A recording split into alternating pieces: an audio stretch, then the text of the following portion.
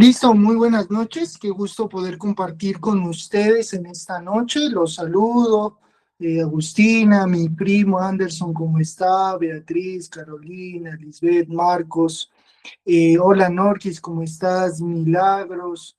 Y Yael, qué gusto poder compartir con ustedes. Bueno, vamos a retomar nuestro estudio. Vamos en el capítulo número 4 del libro de Arthur Pink acerca de los atributos de Dios y vamos a ver lo que es la presciencia de Dios, no la presencia, ¿listo?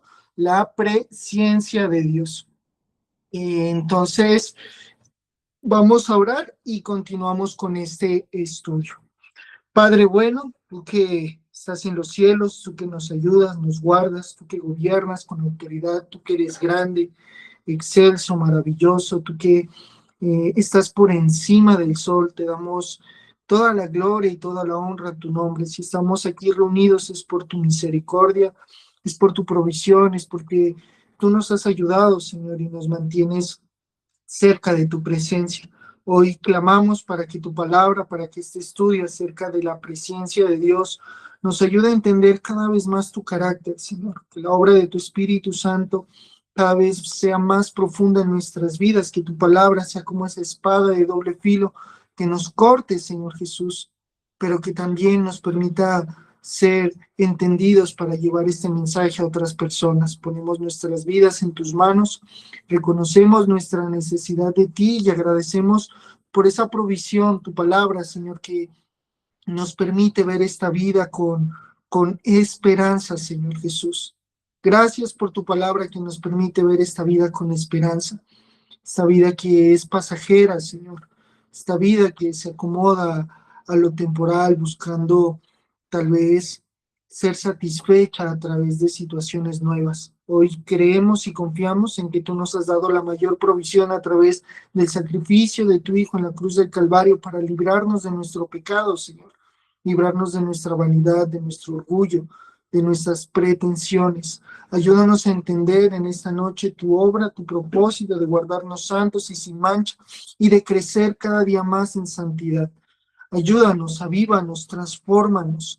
Clamamos para que en cada uno de los lugares donde nosotros vivimos, en las localidades donde estamos, Señor, se despierte un avivamiento, que haya gente con hambre y sed por tu palabra, amado Señor. Clamamos para que despiertes un avivamiento en cada uno de nosotros, para que antes de predicar la Biblia, Señor, permitamos que la Biblia nos predique a cada uno de los que estamos aquí reunidos. Te damos gracias, te bendecimos, te exaltamos, pedimos que este tiempo sea de provecho. Usa mi vida, Señor, y permite que pueda ser lo más bíblico posible. Esto te lo pedimos porque creemos y confiamos en ti, en los méritos de nuestro Señor Jesucristo. Amén y amén. Bueno, hemos estado estudiando acerca de los atributos de Dios y ha sido muy importante ver cómo el Señor se revela a través de su palabra. Si usted verdaderamente quiere conocer a Dios, hay una forma que es la revelación natural, que es cuando usted observa los árboles, los animales, observa lo cotidiano, pero si realmente usted quiere conocer cómo Él es a profundidad, Él nos ha dejado la revelación, y la revelación es su palabra. Su palabra es lo que nos permite a nosotros conocer cómo es Dios, es lo que es la provisión que Dios nos ha dado para que nosotros caminemos y vivamos en sus estatutos. Por eso Él nos manda a meditar en ella de día y de noche. Y no solo eso, sino que se la enseñemos a nuestros hijos, a nuestros familiares, a las descendencias. Porque el hombre tiene un problema muy complicado, muy difícil, y ese problema tiene que ver con que constantemente se olvida de la historia, se olvida de dónde fue sacado, de lo que viene viviendo, de lo que ha hecho, y realmente nosotros somos fluctuantes, personas que constantemente son movidas debido a sus emociones, sus pensamientos, y damos gracias a Dios que Dios es inmutable, damos gracias a Dios que Dios no cambia, no tiene variación. Agradecemos a Dios de que Él es quien nos sostiene y constantemente nos ha amado con un amor eterno. Cuando nosotros pensamos en la presencia de Dios, Tenemos que entender que es uno de los temas más discutidos dentro de la teología cristiana, porque estamos hablando antes, lo que antes conocía a Dios. Entonces, todo eso de lo que antes conocía a Dios, para nosotros es todo un misterio, hermano, el cual se revela solo a través del estudio de las escrituras, perdón. Recuerde que cuando nosotros estudiábamos Génesis, nosotros entendimos que en el principio Dios creó los cielos y la tierra, pero no en el principio refiriéndose al principio de Dios, sino al principio del hombre. En el principio, es decir, había un preconocimiento, había una presencia antes de eso. Dios ya existía, ya estaba obrando. Muchos han reducido este atributo a la simple idea de que Dios miró el futuro. Entonces, muchos piensan que la presencia de Dios tiene que ver con que Dios ha visto el futuro. Recuerde la omnisciencia de Dios, lo conoce todo, lo pasado, lo presente y lo futuro. Todos lo reducen a eso. La presencia de Dios tiene que ver con el futuro. Para ver quién creería. Entonces, algunos toman la postura de que realmente Dios ha visto en ti que ibas a responder con buenas conductas y por eso te llamó y te salvó. Y esa es la postura de muchos. Sin embargo, cuando usted lee el libro de Pink, Pink tiene una postura reformada, su percepción religiosa es calvinista, nos lleva a través de este escrito, nos demuestra que la presencia bíblica no habla simplemente de una información futura. Dios no solo tuvo una información futura, es que en determinado tiempo ella va a comenzar a hacer buenas obras, él va a comenzar a hacer situaciones y por eso lo escogí. No, eso dista mucho de lo que la Biblia nos dice y eso es lo que vamos a mirar, sino del amor soberano. Nosotros sabemos que el amor de Dios cubre multitud de pecados y su amor es soberano sobre quien Él quiere tener ese amor. Este amor se ha derramado sobre la iglesia. Anteriormente, en el Antiguo Testamento, este amor fue dado primeramente a Adán y Eva. Ese era el pueblo de Dios que estaba en la presencia de Dios y en el lugar de Dios. Cuando nosotros vamos al Antiguo Testamento, vamos a tener que referirnos a Él como el ya y el todavía no. Es decir, es un tema escatológico.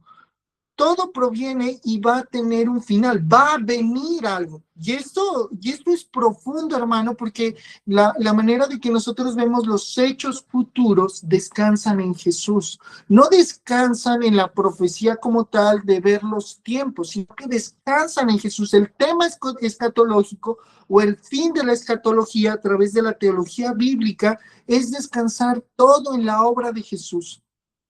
Entonces, toda esta información futura no tiene que ver con ese sentido de que Dios ya vio, sino con ese amor soberano que Dios tiene por su pueblo, por su iglesia. Usted a medida que lee progresivamente la Biblia, usted mira cómo la revelación va aumentando. Pero como siempre, Dios tuvo un pueblo especial, un pueblo elegido, un pueblo que para él era como la niña de sus ojos, la cual los llevó al desierto con el fin de enamorarlos, con lazos de amor. Y esto es tremendo porque mire que el Señor nos pasa por circunstancias con el fin de enamorarnos, con el fin de llevarnos hacia donde Él está. Espérenme que me escriben por acá. Que estoy. Me dicen si estoy hablando muy rápido, ¿listo? Me dicen, por favor, hable despacio. Me dicen acá que estoy hablando muy rápido.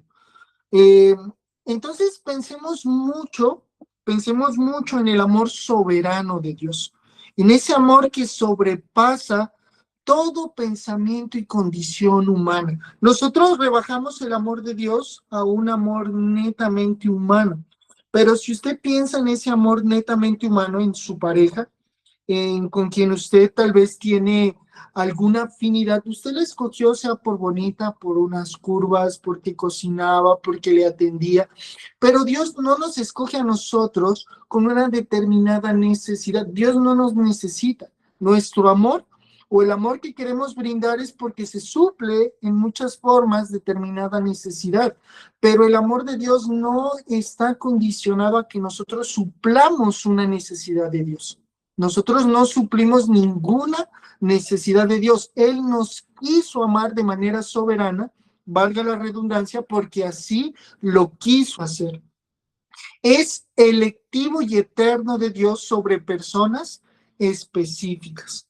El amor de Dios se da sobre personas específicas. Este estudio nos ayudará a entender que la salvación no nace del hombre. Si usted tiene otra postura, valga aclarar, este estudio no es para que usted se vuelva calvinista, ni que usted se vuelva reformado, ni usted se vuelva de alguna manera alguien distinto a lo que usted piensa, sino para que entendamos qué dice la palabra de Dios, para que realmente como cristianos constantemente volvamos a las escrituras. El fin de estos estudios es volver cada día a las escrituras. El fin de este estudio no es volverlo a usted calvinista, porque si nosotros pensamos en Calvino, Calvino en su institución de la religión cristiana, él habla del paidobautismo. Yo no estoy de acuerdo con el paidobautismo. Entonces eso ya no me hace tan calvinista como quisiera.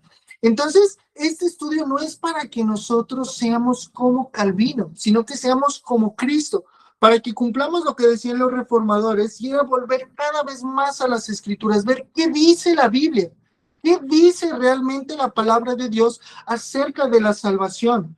¿Es la salvación nace del hombre o nace de la gracia soberana de Dios? Eso es lo que queremos nosotros descubrir a través de la palabra de Dios.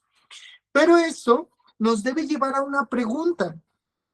Y usted debe de meditar en esto. ¿Cree que Dios lo escogió porque vio algo bueno en usted o porque quiso mostrar su gracia en Cristo? Es algo complicado pensar que Dios vio algo bueno en nosotros y por eso nos escogió. Cuando usted va a Génesis, usted mira que primeramente nació Caín y después nace Abel. Y el primero, el que quiere presentar una adoración a Dios es Caín y no Abel. Abel después, en concordancia con la escritura, dice que Abel presentó mejor ofrenda que Caín, pero no fue porque decidió hacerlo primero o porque él era bueno, sino por la fe que proviene de Dios. Entonces, ¿qué vio? ¿Qué pudo ver Dios en ti que le alegrara a él? ¿Qué pudo Dios vislumbrar en tu manera de vivir, en tu manera de pensar, en tu manera de caminar, para que Dios diga, esta persona es especial? Realmente nosotros somos especiales porque Dios nos ama. Gracias, Nelson, gracias. Es por gracia, dice. O porque quiso mostrar su gracia en Cristo. Y eso es lo que vamos a estar estudiando a lo largo de estas situaciones. Y vamos a estar observando. ¿Cuál es el error principal acerca de la presencia de Dios? ¿Cuál es el error principal que las personas tienen acerca de la presencia de Dios, de la escogencia? Desde ese antes del principio, ¿cómo el Señor va a escoger a unos y a otros no? Y entonces algunos dicen es algo perturbador hacerle pensar a las personas que realmente hay unos que ya han sido condenados. ¿Pero por qué han sido condenados? No han sido condenados porque Dios no les da, como quien dice, la oportunidad, sino como lo dice el Evangelio de Juan, porque vino la luz al mundo y ellos amaron más las tinieblas que la luz. Y en su gracia Dios en nosotros pone fe.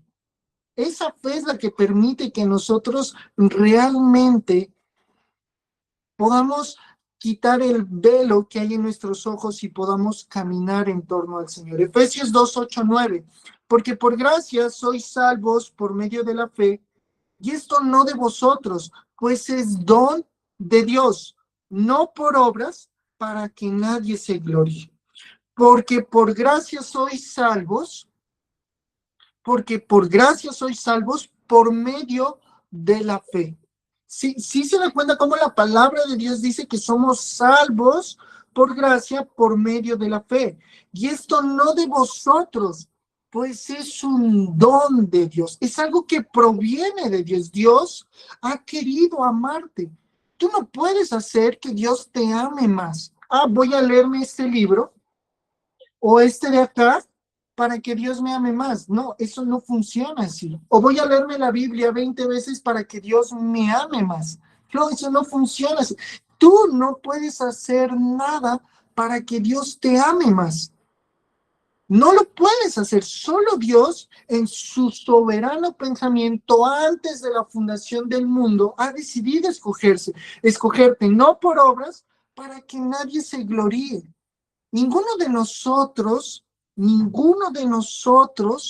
puede gloriarse de que ha sido salvo. Mire, la gente, la religión, los religiosos, constantemente quieren ver en ti un prototipo de persona, al no entender realmente cómo operan las doctrinas de la gracia. ¿Y qué es las doctrinas de la gracia? Lo que encuentras en la Biblia. La Biblia, de principio a fin, muestra la gracia de Dios. Dios escogiendo pecadores que no tenían nada que hacer con el fin de glorificar a Cristo. Hechos 13:48. Los gentiles, oyendo esto, se regocijaban y glorificaban la palabra del Señor, y creyeron todos los que estaban ordenados para vida eterna. ¿Quiénes creyeron? Todos.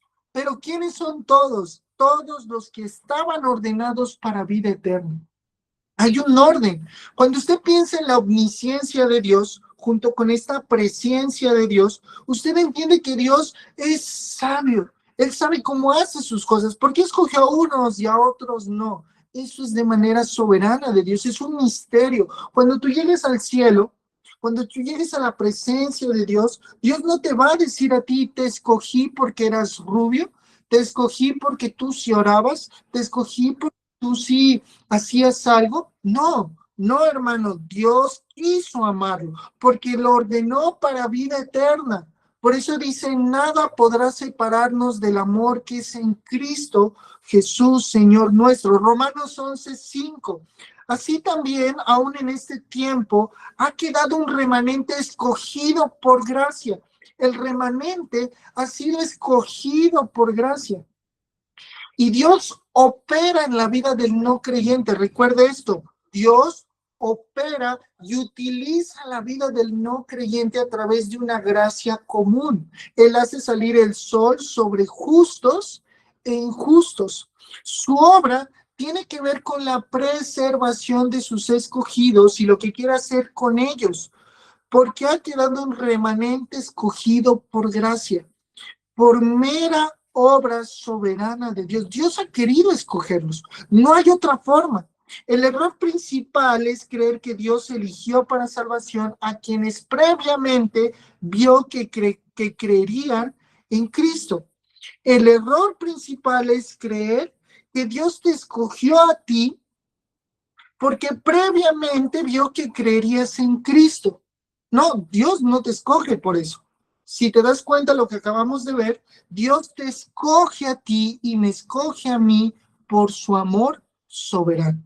Y eso debería animarnos, hermano, porque ¿qué podría haber de bueno en nosotros que permitiera que Dios realmente se animara? ¿Sabe que Dios se maravilla con la misma fe que Él nos da?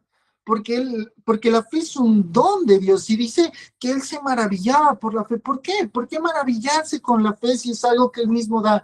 Porque Él entiende que eso solo puede provenir de Dios. No hay otra forma, hermano. No hay otra forma en que usted y yo podamos escoger y ver la vida. Esto nos libra de muchas cargas. Algunos dicen que esto nos da la libertad de pecar, pero no es así. Más bien nos afianza y guardamos este tesoro en vasijas de barro, pero lo guardamos como lo más preciado. Ese amor que no merecíamos, pero que realmente nos sostiene a lo largo de la vida. ¿Y qué problema doctrinal produce esa idea? La idea que acabamos de meditar. ¿Qué problema doctrinal produce la idea de que previamente vio que creeríamos en Cristo? ¿Qué problema doctrinal? Romanos 3:10 al 11. Como está escrito, no hay justo ni aun uno. No hay quien entienda, no hay quien busque a Dios. Si nosotros creyéramos que Dios nos escogió previamente porque vio que creeríamos, estaremos atacando esta parte de la Escritura que está citado por Pablo en Romanos y está en Salmos. Pablo se encargaba de citar el Antiguo Testamento a la luz de lo que el Señor Jesús había mostrado, con el fin de demostrarnos que era por gracia. Que era por gracia. Cuando usted lee Romanos, usted está leyendo el resumen del Evangelio. Por eso es tan rico Romanos y tan importante. Y cada vez que usted va a esta carta, usted mira cómo los corazones arden. Los grandes reformadores nacieron del amor que contenía esta carta. Mucho antes de conocer la Reforma, la carta que más me gustaba a mí leer era Romanos, porque sentía que mi carne combatía con la obra del Espíritu, y cuando iba a Romanos me sentía animado, consolado, exhortado, y me llevaba. Estudia Romanos, lea Romanos. Cuán importante es lo que nos deja ahí. ¿Cómo está escrito? No hay justo ni un uno, no hay quien entienda, no hay quien busque a Dios. Y usted dirá, yo sí lo busqué, yo lo busqué. Creo yo que si Dios no te encuentra, tú nunca lo hubieras encontrado, porque sin santidad nadie verá al Señor, hermano. Y nosotros, antes de llegar a Cristo, éramos todo, pero menos santos. Ninguno de nosotros puede gloriarse, no éramos santos, para nada. ¿Qué tendríamos nosotros de santos? De pronto el expresidente de Colombia, que era santos, pero del resto, ninguno de nosotros presenta una pizca de luz, una pizca de reverencia a Dios. Efesios capítulo 2, versículo 1. Y Él os dio vida a vosotros, mire, y Él os dio vida a vosotros cuando estáis muertos en vuestros delitos y pecados. Y Él os dio vida a vosotros cuando estabais muertos en vuestros delitos y pecados. Debe de meditar usted en la muerte, hermano, porque la muerte es algo que usted y yo vamos a experimentar hoy, mañana, pasado mañana. Usted puede salir de viaje mañana, yo puedo salir de viaje mañana y terminar muerto. Terminar y mi vida acaba. Pero a diferencia de esa muerte natural, hay una muerte espiritual. Y esa muerte espiritual es de la cual el Señor nos libra. Y Él os dio vida a vosotros cuando estabais muertos en vuestros delitos y pecados, cuando practicabas tú el pecado. Cuando practicabas el pecado, el Señor te llama y te dice, vuelve en sí, y realmente es la obra poderosa del Espíritu Santo la que te lleva a los pies de Cristo. Cuán hermoso es leer los puritanos y encontrar cada vez en sus palabras cómo se refieren al Espíritu Santo. Mire, yo era un apasionado por leer el Espíritu Santo porque leía a Cash Luna, leía a Benihim, leía a Carlos Anacondia, leía a Claudio Freyson. Cada libro que ellos escribían del Espíritu Santo yo lo leía y se conocía al Espíritu Santo. Yo sentía que sabía quién era el Espíritu, pero después de leer a los puritanos, entendí realmente quién es la persona del Espíritu Santo en la obra, en mi Dios único. Porque Dios es uno. Nosotros como cristianos trinitarios predicamos la unicidad de Dios revelada en Dios Padre, Dios Hijo y Dios Espíritu Santo. Son tres personas, pero creemos totalmente en la obra del Padre, en la obra del Hijo y en la obra del Espíritu Santo, y que sin esa obra de la Trinidad nosotros no podríamos ser convencidos. Solo Dios nos puede llevar a eso. Y fue Él, y Él os dio vida a vosotros cuando estabas muerto en vuestros delitos y pecados. Estábamos muertos, hermano. El pecado federal de Adán, que cubre toda la humanidad, llevó a la muerte, al pecado original, el cual, dicen los católicos romanos, se quita por la infusión de gracia del bautizo. No, hermano, eso no funciona así. Lo único que puede llevarnos de muerte a vida es Dios el Padre, a través de la obra de Cristo, con el poder del Espíritu Santo. Por eso Dios es el actor principal en la Biblia. Dios es quien vence el pecado, Dios es quien sepulta el pecado, Dios es quien vivifica, Dios es quien santifica y Dios es quien se glorifica a través de nuestras vidas en Cristo Jesús por el poder del Espíritu Santo. Juan 6:44. Ninguno puede venir a mí. Son palabras de Jesús. Ninguno puede venir a mí si el Padre que me envió no le trajere, y yo le resucitaré en el día postrero. Cuán hermoso es saber que la obra de Dios es trina, que Dios el Padre, el Dios el Hijo y Dios el Espíritu Santo está obrando en la vida del creyente, hermano. Está obrando, y que ninguno va a venir a mí, a Jesús, si el Padre que me envió no le trajere. ¿Cómo Dios, cómo Dios ¿cómo tú puedes ir a Jesús si el Padre no te ha traído? Si tú estás aquí, no es porque yo te haya convencido, porque yo sea el gran orador, porque créame que me falta demasiado. Créame que estoy en pañales. Una persona por ahí me dijo cierto comentario y yo decía, pues claro, hermano, no ve que yo estoy siendo llevado de gloria en gloria a la estatura del varón perfecto. Lo que estoy dejando es que el Espíritu Santo me siga moldeando. Ninguno puede venir a mí. Nosotros en nuestra carne, antes de que el Señor nos llamara, estábamos imposibilitados de venir a Jesús. ¿Cuántas veces intentaste leer la Biblia? ¿Cuántas veces intentaste estudiar y encontrarle sentido? Y todo no tenía sentido. Claro, realmente nosotros queríamos llegar a Dios. Como Caín, recuerda el estudio de ayer, como Caín. Caín quería adorar a Dios. El hombre quiere adorar a Dios, pero a su manera. Quiere vivir la vida a su manera, constantemente lejos del Edén. Recuerde que el Edén tiene una representación hermosa y es la presencia de Dios. Nosotros somos peregrinos en busca de ese Edén, en busca de ese Edén que al final de Apocalipsis se representa como la Nueva Jerusalén. Ahí está la presencia de Dios. Ahí está la presencia de Dios y es lo que guardamos. Lo que los israelitas guardaban o querían guardar era la presencia de Dios. Para ellos era un bien preciado, pero debido a los afanes, ellos perdieron la percepción de lo importante que era realmente la presencia de Dios. Ninguno puede venir a mí si el Padre que me envió no le trajere, y yo le resucitaré en el día postrero. Ninguno de nosotros puede perder algo que no le pertenecía. ¿Cómo puede usted perder algo? ¿Cómo usted puede perderse si ha sido Dios quien lo ha llamado?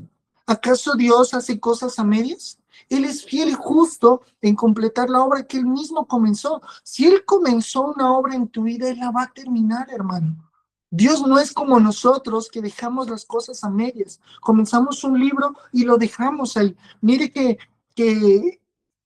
comenzamos un proyecto y lo dejamos ahí. No, Él es fiel y justo en completar la obra que Él mismo comenzó. Dios nos permita por la obra del Espíritu Santo cada vez parecernos más a nuestro Creador, volver a la imagen de Dios y ser lo suficientemente espirituales para avanzar conforme Él lo requiere. Si nosotros acogemos esa premisa de que previamente vio que creeríamos en Cristo, estuviéramos negando la depravación total. Si nosotros pensamos en que Él vería algo bueno en nosotros y que vería que nosotros creeríamos en algún momento, estaríamos negando que fuimos depravados totalmente, que fuimos como bestias, dice el libro de Daniel. El hombre pecador es como una bestia. No sé si alguna vez a usted le dijeron esa palabra o se ha sentido así, pero muchas veces yo me he sentido así, como una bestia o como un cerdo que está ahí en su pecado, pero solo el Padre con su llamado nos puede limpiar y despertar de eso. Y debilita la soberanía de Dios. Mire, esta percepción debilita la soberanía de Dios. Dios es soberano. Porque hace depender la elección de algo bueno en el hombre.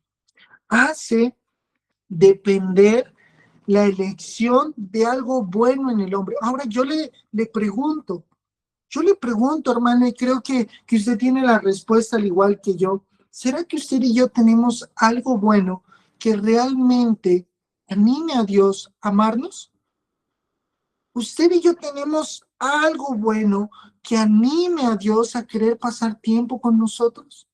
Si muchas veces, a veces ni las propias personas quieren pasar tiempo con nosotros. Yo sé que suena esto deprimente y no quiero deprimir a nadie, pero imagínese que fuera porque vio algo bueno en nosotros. No tiene sentido, hermano, porque no lo tenemos. ¿Qué podrías darle tú a Dios, al que hizo los cielos, la tierra, los animales? ¿Cómo podrías tú sorprenderlo a Él? ¿Cómo podrías tú mostrar algo excelso? Si lo mostramos, si lo hacemos, es porque nos ha provisto de su Espíritu. Él nos ha provisto del Espíritu Santo. Y ese Espíritu es el que nos conduce a toda verdad. Nosotros solos no podemos conducirnos a ningún lado. Recuerde su vida antes de Cristo. ¿Hacia dónde iba? ¿Hacia dónde estaba expuesto usted? ¿La adoración, el cántico? No, solo Dios pudo llamarte a través de un meme, a través de una publicación, a través de la escritura, a través de un predicador, a través de un libro, a través de la misma Biblia expresada en la palabra de Dios. Solo Dios lo puede hacer. Ahora, si nosotros volvemos, tenemos que fijarnos en una palabra que es conocer. Arthur Pink utiliza esta palabra y conocer. ¿Qué significa conocer en muchos textos bíblicos? Conocer.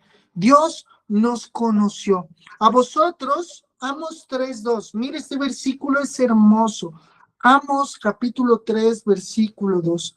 A vosotros solamente he conocido de todas las familias de la tierra. Por tanto, os castigaré por todas vuestras maldades. ¿Por qué nos disciplina Dios? Porque nos conoce, porque nos conoce. A vosotros solamente he conocido de todas las familias de la tierra. Por tanto, esto pareciera no alentarnos, ¿no?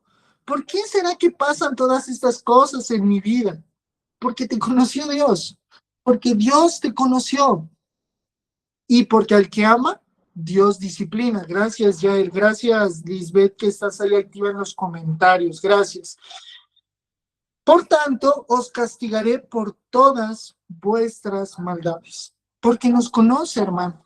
Si Él no nos conociera, nuestra vida fuera tal vez, sí, digamos, difícil, pero no sería como la vivimos, porque nos conoce. Mateo 7:23. Y entonces les declaré, esto es fuerte, hermano. Nunca os conocí, apartaos de mí, hacedores de maldad. Y esto era algo que yo siempre meditaba cuando pensaba yo que era profeta, pensaba yo que daba palabra profética de Dios. Y había leído mucho acerca de demoniología, de liberación, leí al padre Fortea, leí un manual de liberación de una mujer, no recuerdo, y constantemente leí estos libros místicos. Y cuando yo iba a estos libros místicos, lo que encontraba eran situaciones difíciles de continuar, o sea, ayunos, oraciones profundas, intimidad con el Espíritu Santo, encerrarse en el cuarto a solas para poder discernir. Y miraba que era una vida espiritualmente robusta, donde aquel que iba a expulsar un demonio tenía que tener un cierto nivel de conocimiento, un cierto nivel de percepción, un cierto nivel de acción. Y cuando yo llegaba a Mateo 7:23, porque decía, Señor, Señor, en tu nombre hemos expulsado demonios, y leí esta palabra, era confrontadora para mí. Nunca os conocí, apartados de mí, hacedores de maldad. Porque las personas que se denominan exorcistas o requieren o se autodenominan con un cierto poder espiritual, y se lo hablo así porque yo sé de lo que le estoy hablando, hermano. Fui profeta durante casi 10 años, tal vez no como un profeta reconocido, pero hice muchas liberaciones, manejé mucho el mundo espiritual, prácticamente era un brujo de magia blanca, hermano. Y esto me confrontaba a mí, porque yo decía, ¿realmente Dios me conoce? Y esa es la pregunta que debemos de hacernos. ¿Realmente Dios nos conoce? Segunda de Timoteo 2:19. Pero el fundamento de Dios está firme, teniendo este sello. Conoce el Señor a los que son suyos. El Señor conoce a los que son suyos. Y apártese de iniquidad todo aquel que invoca el nombre de Cristo. Cuando el Señor realmente se revela a través de las Escrituras, lo que Él ocasiona en nuestras vidas es apartarnos de la iniquidad, apartarnos de realmente ofender profundamente al Señor con nuestros pecados. Nos lleva a mirar el pecado como realmente debe ser visto, como asqueroso delante de Dios. Eso es el pecado repugnante para Dios: la mentira, la lascivia, la pornografía, el orgullo. Algunos pecados más complicados que otros: el adulterio, la lujuria, el codiciar a la mujer del prójimo. Conocer no significa solamente información intelectual. Dios no solo tiene información intelectual de ti, sino amar, escoger y poner el afecto sobre alguien. Eso es conocer. Conocer es amar, escoger y poner el afecto sobre alguien. Eso es lo que hace Dios sobre tu vida y sobre mi vida. Ese es el conocer de Dios. Nos ama y nos escoge y pone el afecto sobre alguien. No sé si esto te anima, hermano. Debería. Este atributo de la presencia de Dios, no la presencia, ¿no? La presencia. ¿Qué estudió hoy? La presencia de Dios. No, la presencia de Dios. Dios nos conocía antes, es decir, nos amó, nos escogió y puso afecto antes de la fundación del mundo, antes de. Por eso hoy creemos en Él. Él nos escogió antes de, y por eso creemos en Él ahora. Solo por eso. Y avanzando en esto, tenemos que preguntarnos si la presencia en Romanos 8:29 se refiere a acciones o personas. ¿Por qué? Porque muchos se enfocan en lo bueno que pueden hacer. No miro la televisión, no bailo, no como cerdo, no me pongo pantalón, no me maquillo, no me voy a casar, no tengo novio, no hablo con hombres, no hablo con mujeres. No sé, ¿qué más acciones religiosas podríamos poner sobre ese apartado? Muchas, muchas. Romanos 8:29, porque a los que antes conoció, también los predestinó para que fuesen hechos conforme a la imagen de su Hijo, para que Él sea el primogénito entre muchos hermanos. Porque a los que antes conoció también los predestinó para que fuesen hechos conforme a la imagen de su Hijo, para que Él sea el primogénito entre muchos hermanos. ¿Por qué me predestinó Dios? ¿Porque era bueno? No, para hacerme conforme a la imagen de su Hijo. La vida cristiana trata de ser conformes al Hijo de Dios. Por eso hemos sido predestinados. Ese es nuestro propósito. El sello del cristiano es ser conforme a la imagen de su Hijo. Romanos 11:2. No ha desechado Dios a su pueblo, al cual desde antes conoció. ¿O no sabéis que dice de Elías la Escritura, como invoca a Dios contra Israel, diciendo, perdón, creo que no era, Romanos 11:2. Creo que tengo aquí déjeme ver. Ah, Romanos 11:2. Déjeme ver.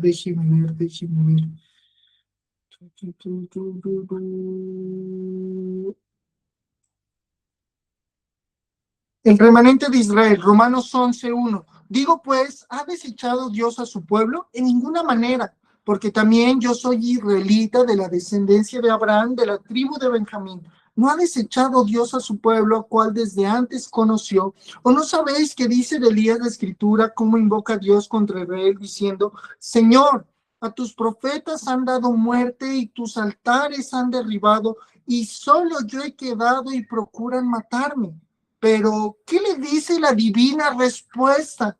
Me he reservado 7,000 hombres que no han doblado rodilla delante de Baal. Así también, aún en este tiempo, ha quedado un remanente escogido por gracia. Y si por gracia, ya no es por obras. De otra manera, la gracia ya no es gracia, y si por obras, ya no es gracia. De otra manera, la obra ya no es obra. Entonces, no tiene que haber o no tiene que ver con algo que nosotros hayamos hecho. Primera de Pedro 1:2, elegidos según la presencia, la presencia de Dios Padre en santificación del Espíritu, para obedecer y ser rociados con la sangre de Jesucristo, gracia y paz os sean multiplicadas. La presencia se refiere a personas, no a decisiones futuras ni actos de fe. Dios conoció a personas. Amén. Dios conoció a las personas, no a sus actos, no a los actos que tú has hecho, sino Él te conoció antes de. Por eso hoy crees en Él, porque Él te conoció antes, te amó antes, te escogió antes, tuvo afecto de ti antes. No ahora porque lees, no ahora porque ayunas, no ahora porque te sientes súper cristiano, no. Eso no lo hace, no lo hace, porque en su presencia Él escogió personas. No sé si hasta ahí tengan alguna pregunta o vamos bien, o voy muy rápido, o vamos bien. Perfecto, perfecto. Ahora la pregunta sería, ¿qué viene primero, la elección de Dios o la fe del hombre? Porque esa es la pregunta, ¿no? La pregunta del millón, dirían algunos. ¿Qué viene primero, la elección de Dios o la fe del hombre? ¿Usted es cristiano porque creyó o porque Dios lo eligió? Efesios capítulo 2, versículo 8. Porque por gracia sois salvos por medio de la fe, y esto no de vosotros, la fe no es suya. La fe no es suya. La fe que salva no es suya. Esto no de vosotros, pues es don de Dios. Hechos 18:27. Y queriendo él pasar a Acaya, los hermanos le animaron y escribieron a los discípulos que le recibiesen.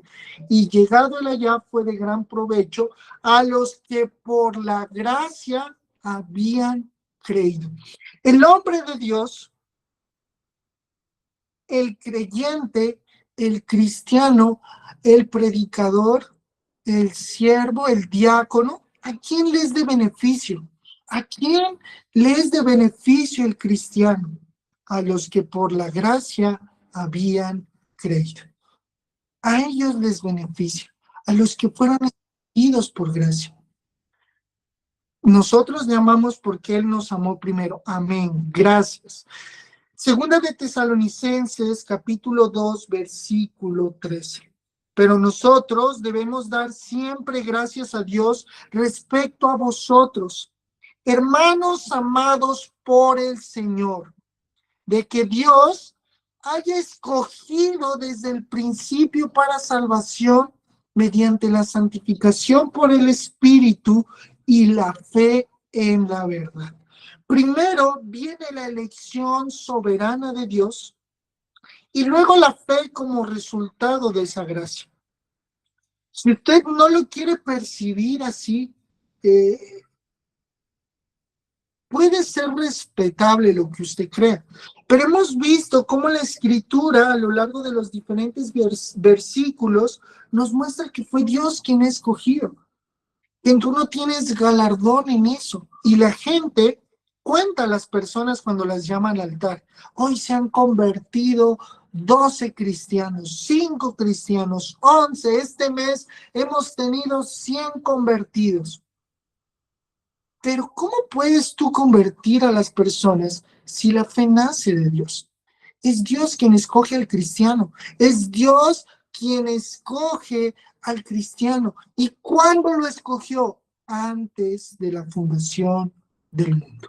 Recuerde, primero viene la elección soberana de Dios y luego la fe como resultado de esa gracia. Luego de que Dios lo ha escogido, usted se ha convertido en un hombre de fe. Como le pasó a Abraham, Abraham fue persuadido por Dios. Abraham fue persuadido por Dios.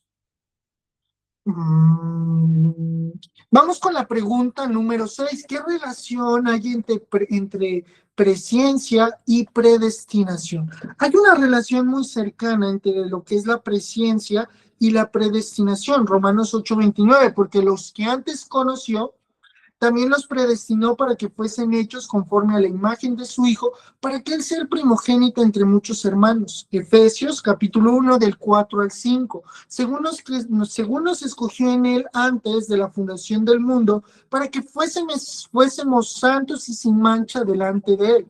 En amor, habiéndonos predestinado para ser adoptados hijos suyos por medio de Jesucristo, según el puro afecto de su voluntad. Romanos capítulo 8, versículo 30. Y a los que predestinó, a estos también llamó. Y a los que llamó, a estos también justificó. Y a los que justificó, a estos también glorificó. La presciencia forma parte del propósito eterno de Dios. Es algo que pasó antes, mediante el cual Él escoge y predestina a los suyos para ser conformados a Cristo. La presciencia forma parte del propósito eterno de Dios. Antes de la Trinidad, Dios el Padre, Dios el Hijo y Dios el Espíritu Santo, ese consejo eterno, decidió que la persona que debería ser glorificada debería ser el Hijo. Decidieron cómo el Espíritu Santo iba a ser formado. Y por eso es mediante esta obra que Él escoge y predestina a los suyos con el fin de ser conformados a Cristo. Esto de la presciencia y la predestinación, su único fin es la vida piadosa del cristiano. Ser conformado a la vida y a la obra de Cristo. Y con esto no quiero que se vuelva religioso, hermano. Si usted ha escogido no ver televisión, que sea por fe. Que sea por fe y no por religión. Si usted ha decidido no consumir contenido, qué sé yo, memes, si usted no ha decidido consumir, qué sé yo, música secular, porque hay música secular que tiene una letra poética muy bonita. Si usted no la ha querido consumir, no lo haga, pero hágalo por fe, no porque otro le ha impuesto. Usted se santifica y camina y busca porque lo hace por fe, porque el Señor así lo ha dispuesto, pero no lo hace en sus fuerzas, hermano. Que usted esfuerce a alguien a ser quien esa persona no es sumamente peligroso porque usted y yo no estamos llamados a que las personas se parezcan a nuestras prácticas. Yo no le digo a usted que usted sea como yo. Yo no puedo decir compre libros, lea libros, estudie teología. No, usted, el Señor, le ha escogido desde su vida común. Mire, yo estoy haciendo lo que hago desde mi vida común, como un ser común, no como alguien excepcional. Un hombre que es cristiano y desde lo común vive su fe y intenta enseñar esa fe. Entonces, la pregunta aquí es, ¿por qué el autor Arthur Pink insiste tanto en que la presciencia no es solo información futura? Él insiste, si usted lee el capítulo y quien no tenga el capítulo, quien tenga el libro lo puede mandar por el grupo, está en PDF o descargarlo de Chapel Library y leer. Y usted se va a dar cuenta que Pink insiste en que la presencia no es solo información futura, pero ¿por qué lo hacen? Efesios, denme un momento que se me va a apagar el computador, denme un momento.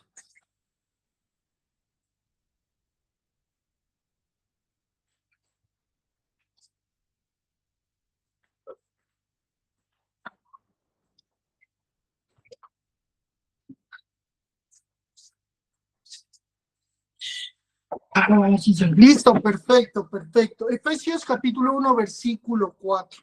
Según nos escogió en él antes de la fundación del mundo, para que fuésemos santos y sin mancha delante de él. Romanos 9:16. Así que no depende del que quiere ni del que corre, sino de Dios que tiene misericordia. Efesios capítulo 1, versículo 5. En amor, habiéndonos predestinado para ser adoptados hijos suyos por medio de Jesucristo, según el puro afecto de su voluntad. El autor insiste tanto en esto porque al reducir la presencia o información a información futura, destruye la gracia soberana y hace depender la elección del hombre. Es decir, disminuye la gloria de Dios. Que la salvación tenga que ver con nosotros disminuye la gloria de Dios. La gracia soberana y hace depender la elección del hombre. Irnos en pos de que todo tiene que ver con una información futura de Dios, pues realmente le quita la gloria que Dios se merece. Porque todo lo que hacemos lo hacemos para la gloria de Dios. Vivimos, hacemos, morimos, mortificamos la carne. Algunos han dejado de ver televisión, algunos han dejado de bailar, algunos han dejado de tomar, algunos han dejado lo que sea que hayan dejado para la gloria de Dios, no para que otro los acepte. Lo hemos hecho para la gloria de Dios. Y eso es muy importante porque el justo por su fe vivirá. ¿Por qué la fe no puede ser la causa de la elección? Es decir, yo tengo fe y por eso ahora puedo ser elegido. Efesios 2, 8 al 9, porque por gracia sois salvos por medio de la fe, y esto no de vosotros, pues es don de Dios, no por obras, para que nadie se glorie. Y Romanos 11, 6, y si por gracia, ya no es por obras. De otra manera, la gracia ya no es gracia, y si por obras, ya no es gracia. De otra manera, la obra ya no es obra. Hechos, capítulo 13, versículo 48. Los gentiles, oyendo esto, se regocijaban y glorificaban la palabra del Señor, y creyeron todos los que estaban ordenados para vida eterna. Porque la fe es un don de Dios. Si la elección dependiera de la fe humana, habría motivo de jactancia. Recuerde que lo que hizo que Dios se agradara de Abel fue la fe, y la fe es un don de Dios. Lo que vio Dios en Abel fue ese don de él. No miró otra cosa. Por eso Dios, cuando nos mira a nosotros, lo que mira es a Jesús. Lo que miras a Jesús, y por eso somos aceptables nosotros delante de Él y podemos ir al trono de la gracia y clamar, Abba, Padre, cuando más lo necesitamos, pero en el nombre de Jesús, porque por nosotros, por nuestra supuesta fe, no podremos alcanzar nada. Nuestra fe como tal, no puede en nada sorprender a Dios, porque la fe es un don de Dios. La fe que usted tiene, la fe que usted vive, la fe en la cual debemos de ir creciendo, es un don de Dios. Y por eso los discípulos le decían a Jesús, aumenta nuestra fe. Aumenta. El único que puede aumentar nuestra fe a través de las circunstancias, a través de la humillación, a través de los problemas es Dios. Él nos la dio. Él puede aumentar nuestra fe. Y esa fe nos puede llevar a hacer cosas asombrosas. ¿Como cuáles? Como ser redimidos y transformados, pero porque Él no lo proveyó. Él no lo dio. Y así podemos avanzar a lo largo de este estudio. Creo que lo voy a dejar ahí. Voy a dejarlo ahí porque me hacen falta ya varias preguntas más. Pero creo que con esto hemos dejado una buena base acerca de que Él nos escogió, de que Él nos conoció y de ese amor y ese afecto que Él tiene por nosotros. Y en eso queremos confiar. Ojalá usted pueda meditar mucho en esto y esto le pueda traer, hermano. Romanos 9:11 es muy claro, sobre todo esto que estudiamos dice sí.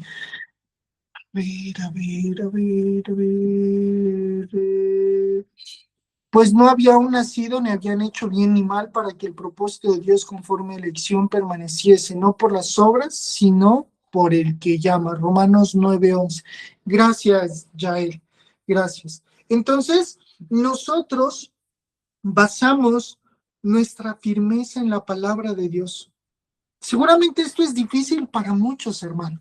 Muchos se han acomodado al misticismo, muchos se han acomodado a los falsos maestros y muchos son oidores olvidadizos, gente que busca satisfacer sus propias necesidades. Hermano, yo le animo mucho a que retome. Yo volví a enviar el documento al WhatsApp, retome estos versículos, los medite, los estudie y el próximo domingo, con la ayuda de Dios, si no estoy viajando, retomaremos nuevamente este estudio. ¿Listo, hermanos? Entonces, les agradezco mucho.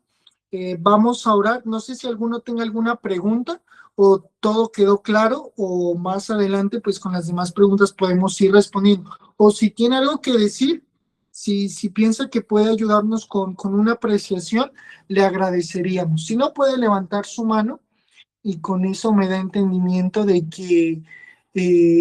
que todo está claro. Todo está claro, hermano. ¿Alguna duda? ¿Algo que quiera añadir? Perfecto, perfecto. Entonces, vamos a orar, hermanos. Vamos a orar. Padre bueno, tú que estás en los cielos, tú que conoces tu creación, tú que nos escogiste desde antes de la fundación del mundo, tú que eres bueno, hoy nos rendimos delante de ti. No tenemos nada de qué gloriarnos, ni nada bueno que podamos expresar, sino lo que tú nos has dado, Señor, tu Espíritu. Gracias por tu Espíritu Santo. Gracias por cada día, Señor, disciplinarnos. Gracias porque sabemos que somos el resultado de tu elección soberana, que no hubo nada en nosotros que te llamara la atención, sino que somos fruto de tu amor, de tu afecto, de tu elección. Y eso nos agrada, Señor, porque sabemos que tú eres fiel y justo en completar la obra que un día tú mismo comenzaste.